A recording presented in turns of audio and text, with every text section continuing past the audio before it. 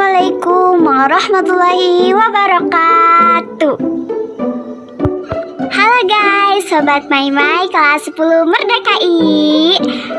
Aku di sini ingin membagi cerita yang ada di lingkungan kita. Cerita sejarah. Kenapa sih harus sejarah? Yaitu bikin pusing. Hahai. Ngomong-ngomong, kita langsung to the point aja ya guys. Hai. Situ Bagendit. Situ ini berasal dari Garut, Jawa Barat. Situ Bagendit mempunyai kisah yang pastinya diketahui semua orang. Tanpa berlama-lama kita langsung ke inti cerita.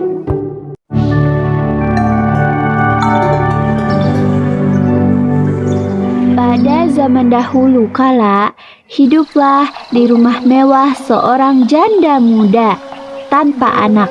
Dan muda tersebut sangat kaya karena mewarisi harta kekayaan suaminya. Meskipun kaya raya dan hidup serba mewah, janda muda tersebut bersikap angkuh dan tidak mau membantu tetangganya yang hidup miskin. Karena sangat pelit, warga desa menyebutnya dengan sebutan Nyi Endit. Nyi Endit artinya adalah orang kaya yang pelit.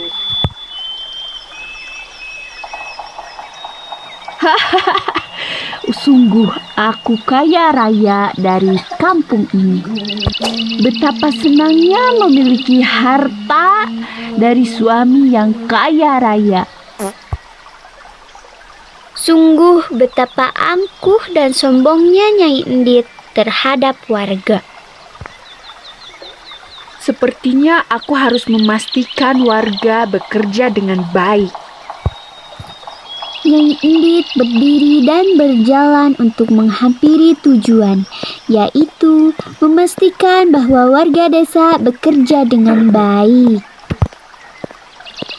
Tapi sebelum itu, Nyai Endit terlebih dahulu memanggil anak buahnya.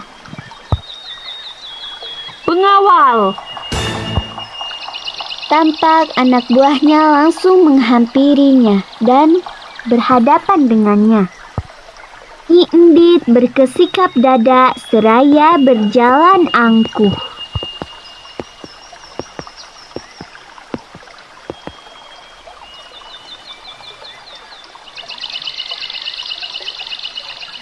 Pastikan pekerja di sini bekerja dengan baik. Jika ada yang mengeluh, langsung hajar tanpa ampun.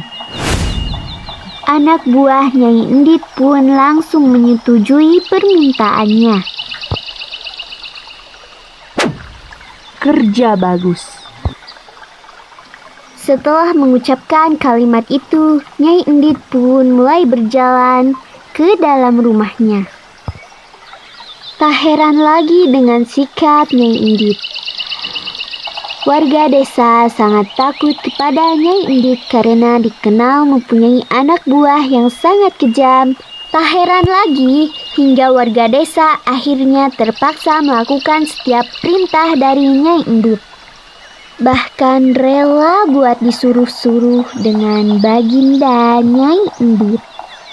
Bahkan Nyai Endit pun ikut melihat pekerjanya bekerja dengan baik. Jika tidak, maka Nyai Endit akan marah dan sangat marah. Melihat para pekerjanya bekerja dengan baik, Nyai Endit hanya duduk santai sembari memperhatikan. Tapi di suatu waktu,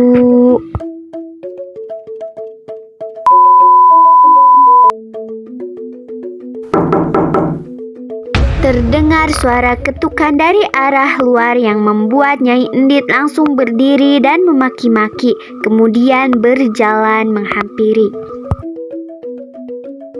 Nyai Endit melihat salah satu warga datang menghampirinya. Baginda Endit, tolong beri saya sekeping beras dan nasi dan makanan untuk saya dan keluarga saya. Sungguh saya sedang kelaparan. Dasar pengemis jelata. sungguh tak tahu malu meminta-minta kepada saya. Mintalah kepada orang lain dan pergi dari hadapan saya dan rumah saya. Cepat pergi atau saya akan menyuruh anak buah saya untuk menghajarmu. Sungguh benar kikir sekali Nyai Endit ini. Sungguh tak berperasaan apapun kepada satu warga ini.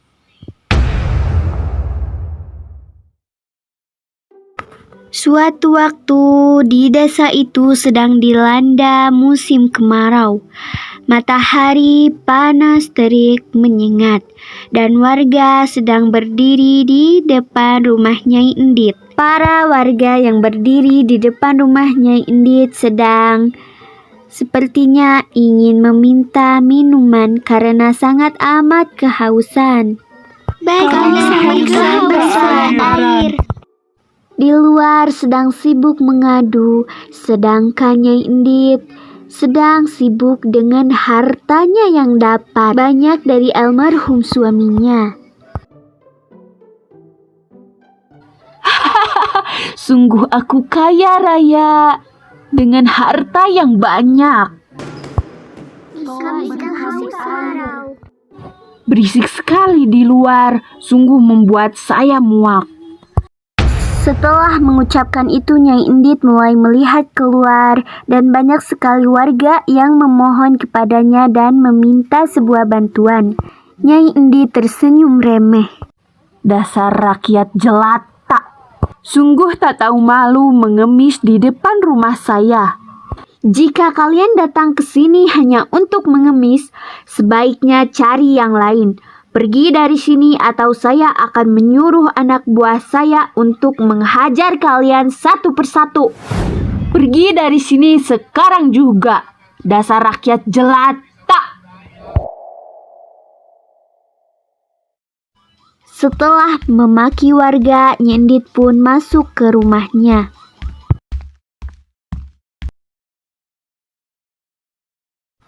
Keesokan harinya, Nyai Endit mengadakan pesta besar-besaran di tengah kemarau melanda di desanya.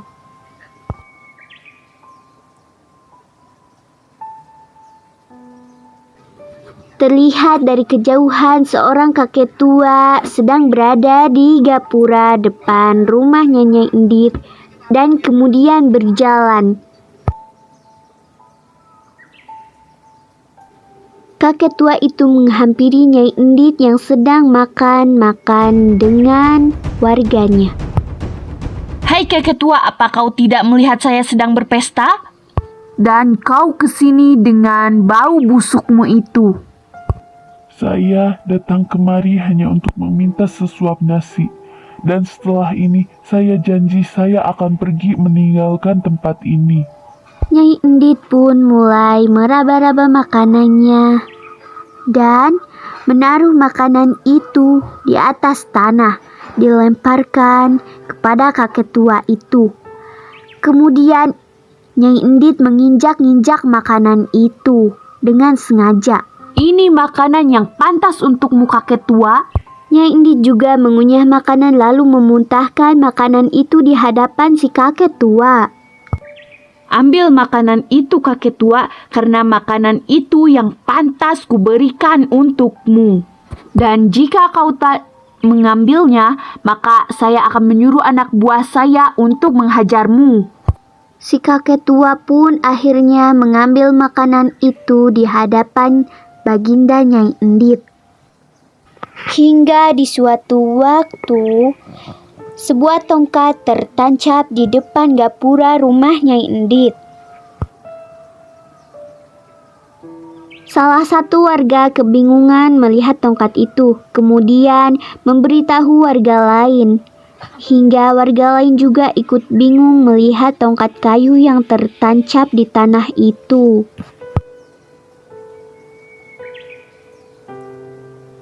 Berbeda dengan Nyai Endit yang sedang sibuk dengan semua hartanya, ia mendengar kericuhan dari luar. Kemudian dia berjalan dan melihat dari arah jendela. Kemudian dia keluar, ikut penasaran. dan berjalan menghampiri warga yang tengah berkerumun di situ. Nyai Endit pun menghampiri tongkat itu. Kemudian dia memaki. Siapa yang menancapkan tongkat itu di sini? Setelah diteliti lebih dalam lagi, Nyai Endit mulai merasa janggal dengan tongkat itu seperti melihat sebelumnya. Ia kemudian meneliti warga satu persatu hingga akhirnya dia menemukan sosok kakek kemarin yang datang di saat pesta. Apa belum puas dengan makanan yang saya beri kemarin? Sungguh tak tahu malu. Aduh, sungguh tak mempunyai hati kau, Baginda Endit. Saya tak peduli. Cepat cabut tongkat itu. Tongkat itu milikmu kan? Oh, kenapa bukan kamu saja yang cabut tongkat itu?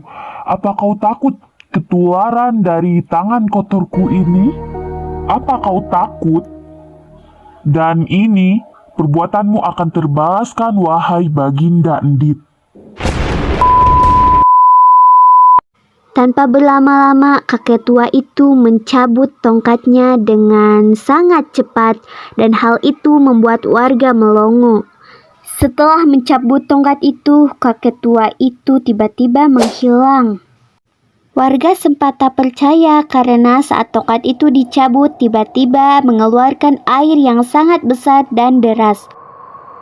Semua warga mulai panik saat melihat air yang deras itu. Semakin lama, air itu semakin besar dan sangat deras. Para warga juga panik dan menyelamatkan diri masing-masing.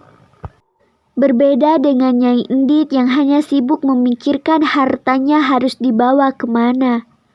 Ia sibuk memikirkan bagaimana caranya membawa pulang harta dan dirinya agar selamat dari air yang semakin lama semakin besar dan hampir setengah rumahnya tenggelam.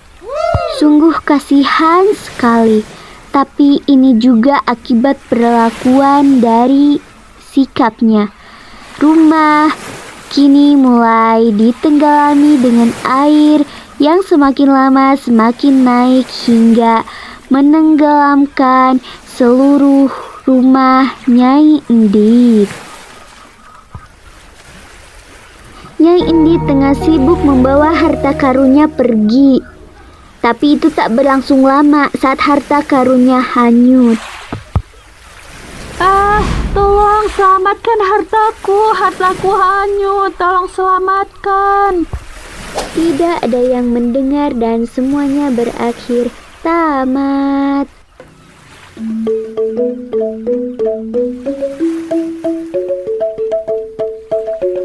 Situ Bagendit yang berasal dari kata situ yang berarti danau dan Bagendit yang berasal dari nama Nyai Endit.